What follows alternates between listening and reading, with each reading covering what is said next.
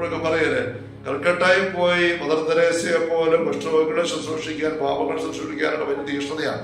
പക്ഷെ നമ്മുടെ വീട്ടില് രോഗമായിട്ട് കിടക്കുന്ന വല്യപ്പനെയോ വല്യമ്മയോ ശുശ്രൂഷിക്കാൻ താല്പര്യമില്ല.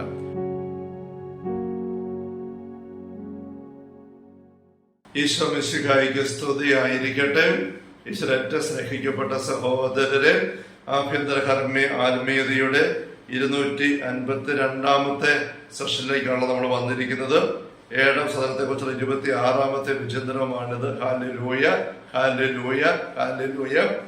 7ാം സദനത്തെ കുറിച്ചുള്ള 4 അധ്യായങ്ങൾ. 4ാമത്തെ അധ്യായത്തിന്റെ 14ാമത്തെ ഖണ്ഡികയിലേക്ക് നമ്മൾ കടക്കുകയാണ്. 13ാം ഖണ്ഡികയിൽ അമദ്രേസ്യ 2 ആക്ഷേപങ്ങൾ അമദ്രേസ്യയെ വായിച്ചു വരുന്ന സഹോദരിമാരുടെ നമ്മുടെ ഉള്ളിൽ പൊങ്ങി വരാവുന്നതിനെ കുറിച്ച് സൂചിപ്പിച്ചൊരു ഉത്തരം കൊടുക്കാൻ ശ്രമിക്കുകയായിരുന്നു. അതിന് 1ാമത്തെ ഉത്തരം കഴിച്ച നമ്മൾ കാണുകയുണ്ടായി. മർത്തായിയുടെ ഭാഗവും നമ്മൾ എടുക്കണമെന്ന് പറയുന്ന ന്യായം. 2ാമത്തെ സംശയം ആൾക്കാർ മനസ്സിൽ വരാവുന്നത് അമദ്രേസ്യ ഇപ്രകാരമാണ് അവതരിപ്പിക്കുന്നത്. 2ാമത്തെ സംഗതി, ദൈവത്തെങ്കിലേക്ക് ആത്മാക്കളെ നയിക്കുവാൻ കഴിവോ അവസരമോ നിങ്ങൾക്ക് ഇല്ല എന്നതായിരിക്കും നിങ്ങൾക്ക് പറയാനുള്ള ഒരു ന്യായം. എന്ന് വെച്ചാല് മൂല്യ അമദ്രേസ്യ പറഞ്ഞിരുന്നത്, വന്ദനങ്ങളിൽ പറഞ്ഞിരുന്നത്, വളരെ തീക്ഷ്ണതയോടുകൂടെ ഈശോയ്ക്ക് വേണ്ടി സേവനം അനുഷ്ഠിക്കാനായിട്ട് ഇറങ്ങിത്തിരിക്കണം. അതിലേക്ക് വേണം നമ്മൾ 7ാം സദനത്തിന്റെ അനുഭവ നിറവിൽ നിർബന്ധിക്കപ്പെടുക എന്ന് പറഞ്ഞപ്പോൾ 11ാം ഖണ്ഡികയിൽ അമദ്രേസ്യ മറിയം മഗ്ദലേനയുടെ ദൃഷ്ടാന്തം അവർ സൂചിപ്പിച്ചിരുന്നു.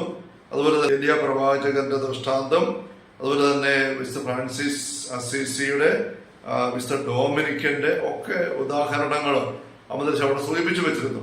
കാരണം അവർ വലിയ ദൈവാനുഭവമുള്ള വ്യക്തികളായിരുന്നുവെങ്കിലും ഒരുപാട് തീക്ഷ്ണതയോടെ ഈശോയ്ക്ക് വേണ്ടി അധ്വാനിച്ചവരായിരുന്നു എന്ന് പറഞ്ഞിട്ടാണ് ഭർത്തായും മറിയവും ഒന്നിക്കണം എന്നുള്ളതിന്റെ വിശദീകരണത്തിലേക്ക് അമദ്രേസ്യ വന്നത്. അപ്പൊ ഇവിടെ ഇതേപ്പറ്റിയുള്ള ആക്ഷേപങ്ങളെ പറ്റി പറയുമ്പോൾ, ഒന്ന് ഉത്തമപക്ഷം മറിയത്തിൻ്റെതാണെന്ന് പറഞ്ഞിട്ട് ഭർത്തായിലേക്ക് പോകുന്നതിന് സാങ്കത്യം എന്നത് വിശദീകരിച്ചു ആദ്യം കഴിഞ്ഞ സെഷനിൽ നമ്മൾ കണ്ടത്. പിന്നെ 2ാമത്തേത്, അങ്ങനെ ഈ വിശുദ്ധരെ പോലെ ഇറങ്ങിച്ചെന്ന് വിശുദ്ധ ഡൊമിനിക്കും വിശുദ്ധ ഫ്രാൻസിസ് അസീസിയും ഒക്കെ ഏലിയായൊക്കെ ശുശ്രൂഷയിൽ ഒരുപാട് കാര്യങ്ങളിലേക്ക് വ്യാപൃതരായി. അതുപോലെ ഇറങ്ങാനുള്ള അവസരം ഞങ്ങൾക്കില്ലല്ലോ, എന്ത് ചെയ്യും, തീക്ഷ്ണത പ്രകടിപ്പിക്കാൻ അവസരമില്ലല്ലോ എന്നൊരു ആക്ഷേപം നിങ്ങൾക്ക് തോന്നിയേക്കാം. അമദ്രേസ്യയിൽ എഴുതുന്നത് മഠത്തിലെ സിസ്റ്റർമാരെയാണ് ഏറ്റവും മുമ്പിൽ കാണുന്നത്. അപ്പൊ അവരുടെ ചിന്തയാണ് പങ്കുവെക്കുന്നത്. ഇപ്പൊ നമുക്കും ഇത് വായിച്ചു വരുമ്പോൾ നമ്മൾ കുടുംബ ജീവിതക്കാരായിരിക്കാം, ജോലി ചെയ്യുന്നവരായിരിക്കാം. നമ്മുടെ സാഹചര്യങ്ങളിൽ എങ്ങനെയാണ് ഇതുപോലെ ഈശോയ്ക്ക് വേണ്ടി തീക്ഷ്ണതയോടെ ശുശ്രൂഷയിലൂടെ അവസരം കിട്ടുക? അതിന്റെ ഉത്തരം അമദ്രേസ്യ നൽകുകയാണ് ഈ ഒരു ഖണ്ഡികയില്. ദൈവത്തെങ്കിലേക്ക് ആത്മാക്കളെ നയിക്കുവാൻ കഴിവോ അവസരമോ നിങ്ങൾക്ക് ഇല്ല എന്നുള്ള സംഗതി സംശയം. അതിന് നിങ്ങൾക്ക് വളരെ താല്പര്യമുണ്ടെന്നും പക്ഷെ സ്ത്രീഹന്മാരെ പോലെ പഠിപ്പിക്കുവാനും പ്രസംഗിക്കുവാനും അധികാരമില്ലാത്തതിനാൽ എന്താണ് പോകുമ്പഴി എന്ന് നിശ്ചയമില്ലെന്നും നിങ്ങൾ പറഞ്ഞേക്കാം. വിശദീകരിക്കുകയാണ് നമ്മുടെ ശങ്ക. എന്റെ കൃതികളിൽ 1ലധികം പ്രാവശ്യം ഞാൻ ഇതിന് മറുപടി പറഞ്ഞിട്ടുണ്ട്. ഈ ഹർമ്മത്തിൽ തന്നെ അല്ലയോ എന്ന് ഞാൻ ഓർമ്മിക്കുന്നില്ല. അവിടെ പ്രസാദകർ അടുക്കുറിപ്പ് കൊടുക്കുന്നുണ്ട്. സുഹൃത സരണിയിലും ദൈവസ്നേഹ ചിന്തകളിലും അതേപറ്റി അമദ്രേസ്യ പറഞ്ഞാണ് ഇവിടെ മനസ്സിൽ വരുന്നത്. എങ്കിലും ഇത് കർത്താവ് നിങ്ങളിൽ അങ്കുരിപ്പിക്കുന്ന ആഗ്രഹങ്ങളോടൊപ്പം നിങ്ങൾക്ക് തോന്നാവുന്ന ഒരു വിചാരമായതുകൊണ്ട് മുൻപ് പറഞ്ഞവ ഇവിടെയും ആവർത്തിക്കാൻ ഞാൻ മടിക്കുന്നില്ല. അമദ്രേസ്യ വീണ്ടും പറയാനായിട്ട് തയ്യാറാവുകയാണ്. മഹത്തായ മനോരഥങ്ങൾ, വലിയ ആഗ്രഹങ്ങൾ, ബ്രാക്കറ്റിൽ അത്യാഗ്രഹങ്ങൾ എന്ന് തന്നെ അമദ്രേസ്യ പറയുകയാണ്, കൊണ്ട് ചിലപ്പോൾ പിശാച് നമ്മുടെ മനസ്സിനെ നിറയ്ക്കാറുണ്ടെന്ന് മുന്നൊരവസരത്തിൽ ഞാൻ നിങ്ങളോട് പറഞ്ഞിട്ടുണ്ടല്ലോ. വലിയ തീക്ഷ്ണതയുടെ ആഗ്രഹങ്ങൾ, അതിതീക്ഷ്ണത ആഗ്രഹങ്ങൾ ഇട്ട് തന്നിട്ട് ഇപ്പം ചെയ്യാൻ അവസരമുള്ള കാര്യം ചെയ്യാൻ തോന്നുന്നില്ല, ചെയ്യാൻ പറ്റിയില്ലാത്ത കാര്യത്തിൽ പറയാൻ ഇറങ്ങി പോവുകയും ചെയ്യുന്നു. അപ്പം എന്നതാ, കഷ്ടത്തിൽ ഇരുന്നതുമില്ല, കൈകൊണ്ട് ഉത്തരത്തിൽ ഇരുന്നത് കിട്ടിയില്ല എന്ന് പറഞ്ഞ പോലത്തെ ഒരു അവസ്ഥ. കടിച്ചതുമില്ല പിടിച്ചതുമില്ല എന്ന് പറയല്ലേ. ഇവിടെ അങ്ങനത്തെ കിണി സാത്താൻ ഉണ്ടാക്കി തരാം എന്ന് പറയണം. നമ്മുടെ കഴിവിന്റെ പരിധിയിലുള്ള ജോലികളിൽ കൈവയ്ക്കാൻ തുനിയാതെയും അങ്ങനെ സാധിക്കുന്ന സംഗതികളിൽ കർത്താവിനെ സേവിക്കുന്നതിൽ ഉപേക്ഷ വരുത്തിക്കൊണ്ടും അസാധ്യ കാര്യങ്ങളെ കുറിച്ചുള്ള ആവേശത്തിൽ ആയുസ് പാഴാക്കുക എന്നതാണ് അതിന്റെ ഫലം. ഇപ്പൊ കാര്യം വളരെ ക്ലിയർ ആണ്. ചെയ്യാൻ പറ്റുന്ന കാര്യങ്ങൾ ചെയ്യാനായിട്ട് നോക്കാതെ ചെയ്യാൻ പറ്റിയല്ലാത്ത വലിയ കാര്യങ്ങളുടെ പുറകെ പോകുന്നു. അപ്പൊ അതുമില്ല ഇതുമില്ല എന്ന് സംഭവിക്കും. പ്രാർത്ഥന മൂലം സാർവത്രികമായ സഹായം നൽകുന്നതൊഴിച്ച് മറ്റു വിധത്തിൽ ലോകം മുഴുവനും നന്മ ചെയ്യാൻ നിങ്ങൾ ഉദ്യമിക്കേണ്ടതില്ല. ഒരു പൊതുവായിട്ട് അമ്മ തെരേസയുടെ ഉപദേശം നടക്കുകയാണ്. പ്രാർത്ഥന വഴിയായിട്ട് സാർവത്രികമായ സഹായം നൽകാൻ നമുക്ക് പറ്റും. ഏറ്റവും വലിയ ശുശ്രൂഷ പ്രാർത്ഥനയിൽ വ്യാപരിക്കുക എന്ന ശുശ്രൂഷ തന്നെയാണ്. അപ്പൊ മറ്റു വിധത്തില് ലോകം മുഴുവനും നന്മ ചെയ്യാനായിട്ട് ഉദ്യമിച്ച് അങ്ങനെ പോകണ്ട. നേരത്തെ അവസരം പറയുകയുണ്ടായി, പുതിയ 12ാം ഖണ്ഡികയിൽ നമ്മൾ കണ്ടതാണ്, പുതുമോടിയുള്ള പദ്ധതി ഒന്നും നാം അന്വേഷിച്ചു പോകണ്ട.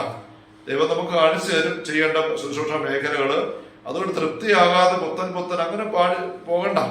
ഏറ്റവും വലിയ ശുശ്രൂഷ പ്രാർത്ഥന വഴി ലോകം മുഴുവനെ സഹായിക്കുക എന്നുള്ളതാണ്. ഇത് മദ്രസ എഴുതുമ്പോൾ കൊച്ചു ത്രേസ്യയുടെ മാതൃക പിന്നീട് നൂറ്റാണ്ടുകൾക്ക് ശേഷം നമ്മൾ കൊച്ചുത്രേസ്യ കാണുമ്പോൾ കൊച്ചുത്രേസ്യ അവലംബിച്ച മാർഗം അത് തന്നെയാണല്ലോ. മിഷൻ പ്രവർത്തനത്തിന്റെ മധ്യസ്ഥയാണ് കൊച്ചുത്രേസ്യ. കൊച്ചുത്രേസ്യ മഠം വിട്ട് ഒരിടത്തും മിഷൻ പ്രവർത്തനത്തിന് പോയിട്ടുമില്ല. അങ്ങനെ ഒരിടത്തും മഠം വിട്ട് സുഹൃത്ത് പോയി മിഷൻ പ്രവർത്തനം ചെയ്തിട്ടില്ലാത്ത കൊച്ചുത്രേസ്യ എന്തുകൊണ്ടാണ് സഭ ആഗോള കത്തോലിക്ക സഭയുടെ മിഷൻ പ്രവർത്തനത്തിന്റെ മധ്യസ്ഥയായിട്ട് വെച്ചിരിക്കുന്നത്? അതിന്റെ കാരണം കൊച്ചുത്രേസ്യനെ പങ്കുവെക്കുന്ന വലിയ ബോധ്യമാണ് തന്റെ ആത്മകഥയിൽ നവമാലികയില്. അതായത്, ഞാൻ പ്രാർത്ഥന വഴി ലോകം മുഴുവനിലും ശുശ്രൂഷ ചെയ്യും, പ്രേക്ഷിത വേല ചെയ്യും. അവർ പറയുന്നുണ്ട്, എനിക്കൊരു വൈദികനായാലും മിഷണറി വൈദികനായ ലോകത്തിന്റെ അതിവ്യക്തികൾ വരെ പോകാൻ രക്തസാക്ഷ്യം വഹിക്കുന്ന എനിക്ക് ആഗ്രഹമാണ്. അങ്ങനെയൊക്കെ അവർ പറയുന്നുണ്ട്. പിന്നെ മരിച്ചു കഴിഞ്ഞും ചെറിയ ജീവിതം കൊച്ചു കിട്ടിയുള്ളൂ. 23-24 വർഷക്കാലം മാത്രം, 10 വർഷം മാത്രം അടുത്ത് ജീവിച്ച വ്യക്തി. അത് രോഗിണിയായിരുന്നു പലപ്പോഴും. പക്ഷെ അത് കഴിഞ്ഞുള്ള അവളുടെ നിത്യതയെക്കുറിച്ച് പറഞ്ഞെങ്കിൽ, ഞാൻ സ്വർഗത്തിലായിരുന്ന കൊണ്ട് ഭൂമിയിലേക്ക് ഞാൻ നിരന്തരം അനുഗ്രഹം വാങ്ങിച്ച് വർഷിക്കും, റോസാ പുഷ്പങ്ങൾ വർഷിക്കും, വൈദ്യർ കൂടി പ്രത്യേകം പ്രാർത്ഥിക്കും. അപ്പൊ പ്രാർത്ഥന വഴിയാണ് കൊച്ചുത്രേസ്യ തന്റെ മിഷൻ പ്രവർത്തനത്തിന്റെ ദൈവ തീഷ്ണത നിറഞ്ഞുള്ള ശുശ്രൂഷയുടെ വേദി കണ്ടെത്തിയത്. അതിനെ അംഗീകരിച്ചുകൊണ്ടാണ് സഭ കൊച്ചുത്രേസ്യയെ ആഗോള മിഷൻ പ്രവർത്തനത്തിന് മധ്യസ്ഥയായിട്ട് സഭ പ്രഖ്യാപിച്ചിരിക്കുന്നത്. ഈ ഒരു ആശയം തന്നെയാണ് ഇവിടെ അമ്മ ത്രേസ്യ പങ്കുവെക്കുന്നത്. നമുക്ക് ലോകം മുഴുവനും ശുശ്രൂഷ ചെയ്യാനായിട്ട് പറ്റും, നന്മ ചെയ്യാൻ പറ്റും. എങ്ങനെയാണ്? പ്രാർത്ഥന മൂലം സാർവത്രികമായ സഹായം നൽകുന്നത് ഒഴിച്ച് മറ്റു വിധത്തിൽ ലോകം മുഴുവൻ നന്മ ചെയ്ത് നിങ്ങൾ ഉദ്യമിക്കേണ്ടതില്ല. പിന്നെ ഏതാനും കാര്യം എടുത്തു പറയുകയാണ്, നിങ്ങളുടെ സമൂഹത്തിൽപ്പെട്ടവരെ സഹായിക്കുന്നതിന് പ്രത്യേക ശ്രദ്ധിക്കുക. ഇവിടെ അമ്മ ത്രേസ്യ 7 കാര്യങ്ങൾ എടുത്തു പറയുകയാണ്. നമുക്ക് ഏതൊരു വ്യക്തിക്കും ആയിരിക്കുന്ന സാഹചര്യത്തിന് എങ്ങനെയാണ് ഈശോയുടെ നിരക്കുള്ള സ്നേഹത്തിന്റെ തീക്ഷ്ണത പ്രകടിപ്പിക്കാൻ സാധിക്കുന്നത് എന്നതിനെ കുറിച്ച് ഇങ്ങനെയാണ്. ഒന്നാമത്തെ കാര്യം, നിങ്ങളുടെ സമൂഹത്തിൽപ്പെട്ടവരെ സഹായിക്കുന്നതിന് പ്രത്യേകം ശ്രദ്ധിക്കുക. നമ്മുടെ വീട്ടിലുള്ളവരെ, നമ്മുടെ അയൽപക്കത്തുള്ളവരെ, നമ്മുടെ ഇടവകയിലുള്ളവരെ, നമ്മൾ നിരന്തരം ഇടപെടുന്ന വ്യക്തികളെ അവിടെ ആരംഭിക്കുക. ചിലപ്പോഴൊക്കെ പറയല്ലേ, കൽക്കട്ടയിൽ പോയി മദർ തെരേസയെ പോലെ കുഷ്ഠരോഗികളെ ശുശ്രൂഷിക്കാൻ, പാവങ്ങളെ ശുശ്രൂഷിക്കാനുള്ള വലിയ തീക്ഷ്ണതയാണ്. പക്ഷെ നമ്മുടെ വീട്ടില് രോഗമായിട്ട് കിടക്കുന്ന വല്യപ്പനെയോ വല്യമ്മയോ ശുശ്രൂഷിക്കാൻ താല്പര്യമില്ല. അല്ലെ വീട്ടില് അവശത അനുഭവിക്കുന്ന കുടുംബാംഗങ്ങളെ എന്തെങ്കിലും പണി ചെയ്തു കൊടുത്തുകൊണ്ട് സഹായിക്കാൻ താല്പര്യമില്ല. ദൂരെയുള്ളവരെ സഹായിക്കാൻ, അങ്ങനത്തെ ഒരു സഹായം ആത്മാർത്ഥത ഇല്ലാത്തതാണ് എന്നുള്ളതാണ് ഇവിടെ അമ്മ പറഞ്ഞു വരുമ്പോഴും പറയുന്നത്. രണ്ടാമത്തെ കാര്യം, നിങ്ങൾ അഭ്യസിക്കുന്ന അപാരമായ എളിമ അഭ്യസിക്കുക. നമ്മളതിനെപ്പറ്റി അമ്മ ആവർത്തിച്ച് പഠിപ്പിക്കുന്നത് ഈ അഭ്യന്തരകർമ്മി ആത്മീയത്തിന് ആദ്യം മുതലേ കണ്ടിട്ടുണ്ട്. നിരന്തരം വിട്ടുപോകാതെ വസിക്കേണ്ട ഒരു ഹർമ്മ്യം അല്ലെങ്കിൽ ഒരു സദനം സ്വയം അവബോധത്തിൻ്റെതാണ്, അത് എളിമയുടേതാണ്, നിസ്സാരത അറിയുന്നതാണ്. നമ്മളെപ്പറ്റി മറ്റുള്ളവർ നല്ലത് വലിയ കാര്യങ്ങൾ അപ്രീഷിയേറ്റ് ചെയ്ത് പറയണം എന്ന് ആഗ്രഹം ഉണ്ടാവാൻ പാടില്ല. അത് വേണ്ട. നമ്മളെപ്പറ്റി പറയുന്നത് കേട്ടാൽ നമുക്കൊരു അങ്കലാപ്പ്, അസ്വസ്ഥത മതി. നമ്മളെക്കുറിച്ച് മോശമായ കാര്യങ്ങൾ, കുറ്റമായ കാര്യങ്ങൾ ആൾക്കാർ പറയുന്നത് കേൾക്കുമ്പം അതിൽ അസ്വസ്ഥത വേണ്ട. നമ്മളെക്കുറിച്ച് ഒട്ടും ഇല്ലാത്ത കുറ്റങ്ങള്, ആക്ഷേപങ്ങൾ ആൾക്കാർ പറയുന്നത് കേൾക്കുമ്പോൾ അതിന് നമുക്ക് ശരിക്കും ആവേശപ്പെടാനായിട്ട് പറ്റണം. അങ്ങനെ അമ്മ ത്രേസ്യ എളിമയുടെ ആഴം എന്താണെന്ന് വ്യക്തമാക്കിയിട്ടുണ്ട്, നേരത്തെ കണ്ടതാണ്. അപാരമായ എളിമ, സ്വയം വിസ്മരിക്കലും, അത് അമ്മ ത്രേസ്യ പറയുകയാണ് നിങ്ങൾക്ക് പറ്റും, എവിടെയാണെങ്കിലും പറ്റും. വീണ്ടും മൂന്നാമത്തെ കാര്യം, കഠിനമായ തപക്രിയകൾ, നമ്മളായിരിക്കുന്ന സാഹചര്യത്തിൽ ഏറ്റെടുക്കാൻ തപക്രിയകൾ, അത് വലിയ താമസ കൃത്യങ്ങളെക്കാളും കൂടുതൽ നമ്മൾ നേരത്തെ പങ്കുവച്ചിട്ടുണ്ട്. നമ്മുടെ അനുദിന ജീവിതത്തിന്റെ ഓരോരോ അവസരങ്ങളും നമുക്ക് അഭിമുഖീകരിക്കേണ്ടി വരുന്ന വിഷമങ്ങൾ, ബുദ്ധിമുട്ടുകൾ, ഞെരുക്കങ്ങൾ, നിസ്സഹായതകൾ, അതിനെ സമചിത്തതയോടെ ശാന്തയോടെ സ്വീകരിക്കുക എന്നുള്ള തപക്രിയയുടെ അടിസ്ഥാനപരമായ ഭാവം നമുക്ക് വേണം. അതില്ലാതെ നമ്മൾ വലിയ പ്രായശ്ചിത്ത കൃത്യങ്ങൾക്ക് വേണ്ടി ആവേശം കൊടുക്കുന്ന അർത്ഥമില്ല. നമ്മൾ ആരംഭത്തിൽ തന്നെ മതത്തിൽ പറഞ്ഞിട്ടുണ്ട്, വലിയ തപക്രിയ ഒക്കെ ചെയ്യാൻ ആഗ്രഹമാണെന്ന് പറയും. പക്ഷെ അവരെക്കുറിച്ച് ആരെങ്കിലും അല്പമെങ്കിലും ഒന്ന് വിമർശിച്ചാൽ മതി, അവരെക്കുറിച്ച് എന്തെങ്കിലും കുറ്റം പറഞ്ഞു കേട്ടാൽ മതി, അപ്പോഴേക്കും അവർ സ്വയം നീതീകരണം, ന്യായീകരണം, അങ്ങനെ അസ്വസ്ഥപ്പെട്ട് ഭയങ്കരമായിട്ട് വിഷമിക്കുന്ന ഒരവസ്ഥയിലേക്ക് പോകുന്നു. അവരെ ഒരു തരത്തിലും നമുക്ക് പിന്നെ ഒന്ന് ആശ്വസിപ്പിക്കാൻ പോലും പറ്റുകയില്ല, ബോധ്യപ്പെടുത്താൻ പറ്റുകയില്ല. അങ്ങനത്തെ ഒരു അപകടാവസ്ഥയെ കുറിച്ച് മദ്രസ ഈ ആഭ്യന്തരകർമ്മി ആത്മീയതയിൽ ആദ്യ സദനങ്ങൾ തന്നെ പറഞ്ഞു വെച്ചിട്ടുണ്ട്. അപ്പൊ ആ ഒരു കഴിയോട് നിൽപ്പുണ്ട്.